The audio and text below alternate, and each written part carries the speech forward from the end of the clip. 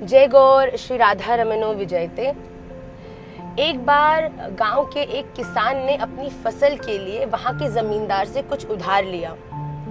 जब फसल कटने वाली थी तब एकदम से उस गांव में अकाल पड़ गया और उस बेचारे गरीब किसान की सारी फसल नष्ट हो गई। जब समय आया कि जमींदार को पैसा वापस लौटाना था, उस समय वो जमींदार उस किसान के घर आया और उसे पीटने लगा कि मैं नहीं जानता कि तेरी फसल का क्या हुआ, मुझे अपना संपूर्ण पैसा वापस चाहिए। जब वो जमींदार उस किसान को पीट रहा था, इतने में उसकी छोटी सी बालिका दौड़कर अपने पिताजी को बचाने के लिए आई। उसकी बालिका को देखकर जो जमींदार था, उसके हृदय में एक गलत भाव आया कि क्यों ना मैं इसकी बालिका से विवाह कर लूं। उसने उस किसान को ये प्रस्ताव रखा कि या तो तू मेरा पैसा वापस कर, नहीं तो अपनी इस बालिका का विवाह मेरे संग करे। इस प्रस्ताव को सुनकर जो किसान था वो बड़ा उदास हो गया, पर जो जमींदार था वो चतुर था। उसने सोचा कि ये सुनकर सारे गांव वाले कहीं मेरा विरोध नहीं करें, इसीलिए उसने एक फेयर डील इसको दिखाने के लिए एक षड्यंत्र रचा। उसने किसान को कहा कि मैं तुझे 3 ऑप्शंस देता हूँ।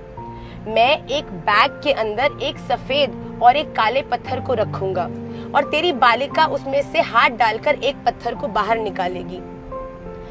एक काला एक सफेद पत्थर। अगर उसने काला पत्थर निकाला, इसका अर्थ है कि उसे मेरे संग विवाह करना पड़ेगा।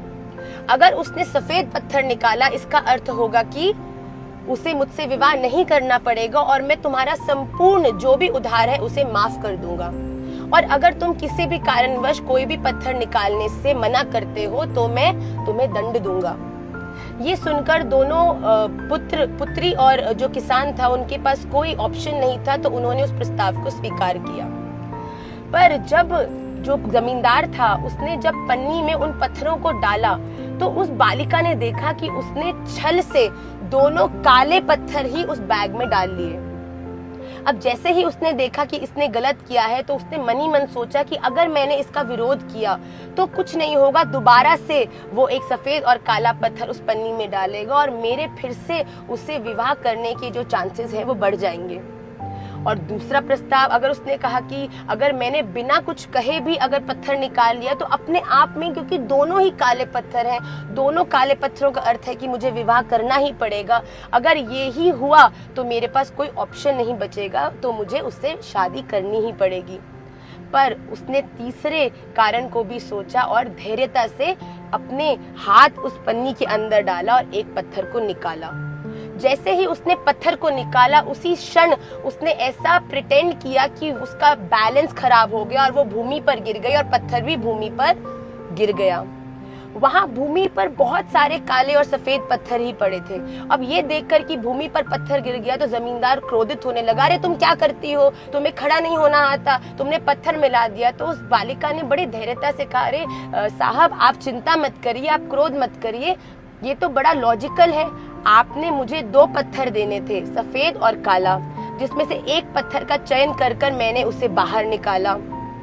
जब मैंने बाहर निकाला तो गलती से जो पत्थर गिर गया, तो इसका अर्थ तो यही है ना कि जो पीछे पत्थर बचा है, जो पन्नी के भीतर पत्थर बचा है, अगर वो जिस भी रंग का होगा उसके विपरीत रंग का जो पत्थर था वो मुझसे गिर गया। तो जमींदार अंदर ही अंदर अपने हार को सोचने लगा और उदास हो गया। वो बालिका ने बड़ी हर्षित होकर उस पन्नी में से दूसरे पत्थर को निकाला और वो पत्थर था काले रंग का।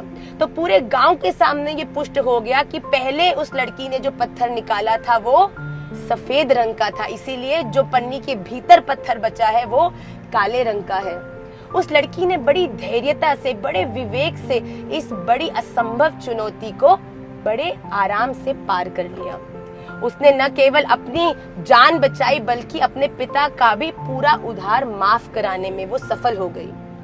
इस बहुत सुंदर मॉरल स्टोरी से हम अपने जीवन में एक अद्भुत लर्निंग लेते हैं कि जीवन में कभी भी क्रोध में, भय से, अधीरता में, किसी अन्य के प्रभाव में होते हुए अपने जीवन के महत्वपूर्ण निर्णयों को कभी नहीं लें। There is always a very valid solution to all the problems of the world. पर केवल आवश्यकता क्या है कि हमें उन्हें अपने विवेक से और धैर्यता से लेना चाहिए। तो हम सब भी अपने जीवन में उस पेशेंस को विद्यमान करें और अपने जीवन के सही निर्णय लेकर उसे सफल बनाएं। श्री राधे।